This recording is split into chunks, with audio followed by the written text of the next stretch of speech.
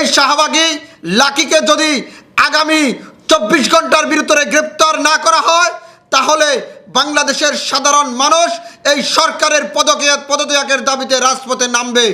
Lucky এখনো 24-এর গণ অভ্যুত্থানের পর এই ভুয়া সংগঠনের নেত্রী কিভাবে এখনো রাস্তার উপরে মিছিল করার সাহস পায়? লাকি এত সাহস পায় কই? আওয়ামী লীগের বড় বড় রাঘব বোয়াল নেতারা যদি পালিয়ে বেড়াতে পারে তা লাকির সাহসের উত্থান কই? নিশ্চয় উপদেষ্টাদের ভিতরে কেউ আছেন এখানে অনেক উপদেষ্টা আজকের এই ষড়যন্ত্রের সাথে জড়িত আছেন।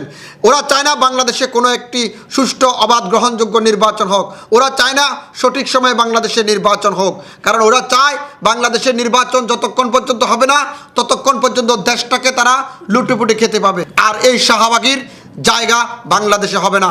শাহবাগ হবে শান্তির জায়গা। শাহবাগ হবে শাহবাগ চত্বর নাম মুছে দিয়ে এখানে 24-এর গণ অভ্যুত্থান চত্বর দিতে হবে। কারণ গণ অভ্যুত্থানের পতন উৎখাতের শুরু শাহবাগ থেকে। সেখানে শাহবাগের এই শাহবাগীদের নাম পরিবর্তন করে সেখানে ছাত্র জনতার নাম বসাতে হবে, 24-এর গণ অভ্যুত্থানের নাম বসাতে হবে।